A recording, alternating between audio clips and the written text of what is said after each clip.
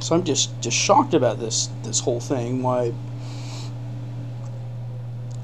you know, really literally, virus writers and spammers and bot herders are not friends of the Linux community at all. I don't know of anyone that would really. I've never met a Linux user, never conversed with a Linux user at all that would ever endorse, condone, or anything like that, even though it is an argument or a reason not to use Windows. But it's also a reason to use Mac OS X. Absolutely ridiculous. Now, it's not to say that Linux boxes can't be compromised either. And it does happen. And basically, whatever operating system you run, you want to keep your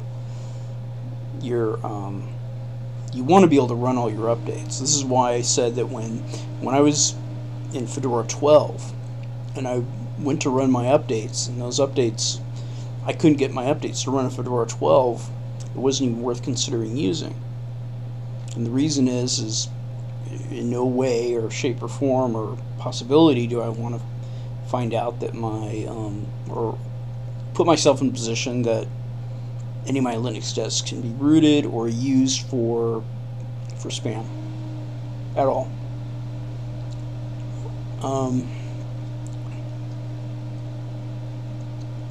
That's a big part of it. It's really a national security issue. Unbelievable. I mean, these things are so pervasive. Imagine, if just one computer on the network of some important military, in fact, the military has had some of their information stolen. I think in just searching for these different articles, I think some of that has happened. You can't afford that kind of, that's just a Swiss cheese risk. So either you got to lock down all your users from not going on the internet at all. How much fun is that? That's just not fun. So again, there's a reason to think about doing something else, but for the people that I know, people that I may be communicating with that don't even know what the hell Windows is. I mean, basically, if you go and you do a web search and you find out that you haven't been taken to a website that presents anything useful to itself, and you have this antivirus 2008 thing that's popping up on your computer every time you reboot or randomly, it's time to just shut your computer down and not use it again, because all it is a part of it's a weapon being wielded by, frankly, anybody that would do that kind of thing, and to my mind, is either, it has to be, in any case, has to have a complete lack of judgment.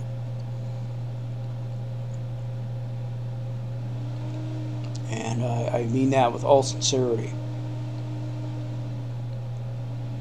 If anybody has the intelligence to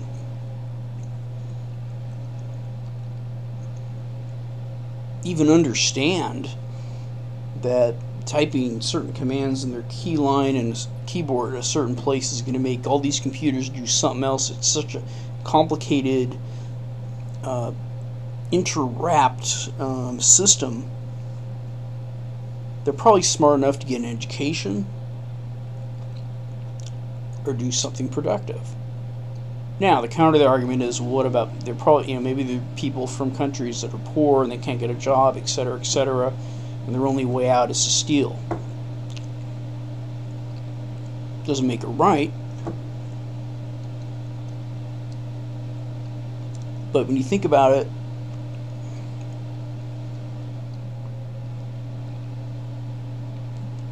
you just wish that people weren't in that situation to start with. It's not an excuse, but as a matter of math, it's more likely that a large impoverished population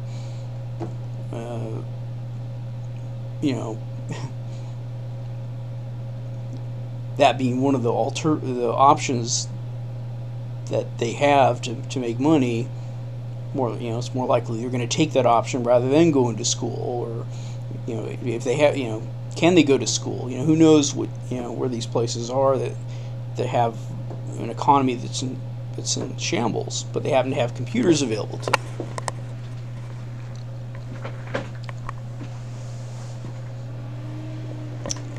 Now there's this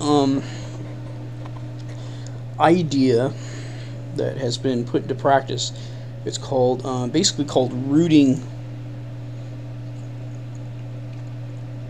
an operating system, which means I used the word root in one of my presentations yesterday. That means administrator. And I'm telling you, there's just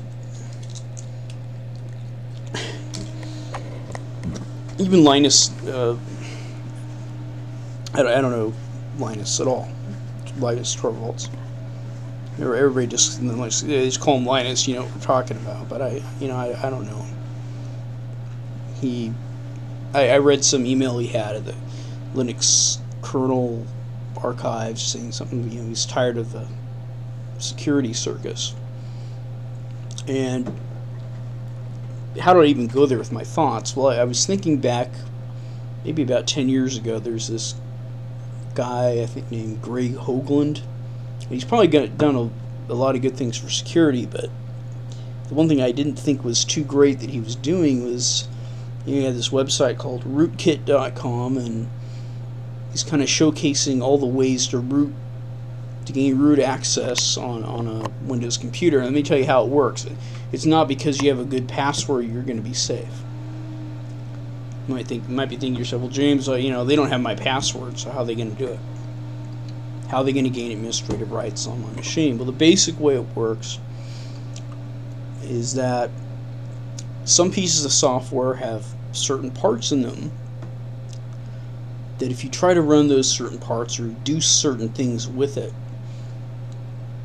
they'll kind of go berserk. They'll go into this overflow, and the result of that is that the person who created that berserk situation gains root access on the machine. That's what these little viruses do.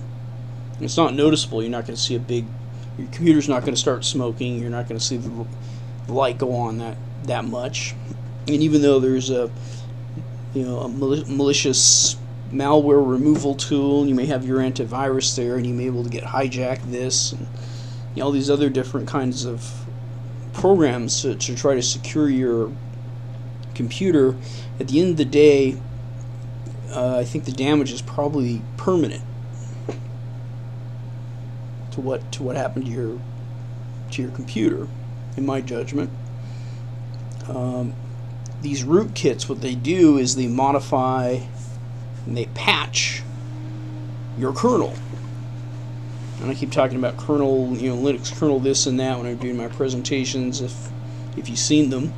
But basically the kernel is the core of your operating system. And there's a file in Windows called NTKernel somewhere. And that's it.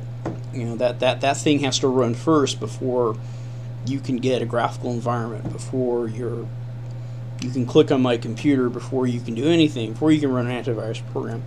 Well, if that's been compromised and there's malicious code installed in that, well, you're just up shit's creek. Who knows? You can't even verify whether you can get it out. And I'm going to tell a story right now. And this happened about 5 years ago. I'd say at least. And even the way I handled it was dangerous at the time. I've come to a realization. And I'll even I'll discuss some of the methods I used to use a Linux system to try to clean off a Windows system, and it doesn't work all the time. Even there, these viruses are so resilient. So we had this client. I've been doing maybe the company's networking the most 5 years, and we had a client that was just having just the dickens of a time with their Windows, and he'd caught word that I did some networking and wanted me just to go down there and look at it. So I looked at it, and I was aware of rootkits at the time. I was thinking, well, this is odd. Let me just take this thing back to the office and see see what I could find, because he had a antivirus program. He'd scanned it, and he thought it was clean. So I took the disk out of his computer and I put it in mine as a second hard disk, and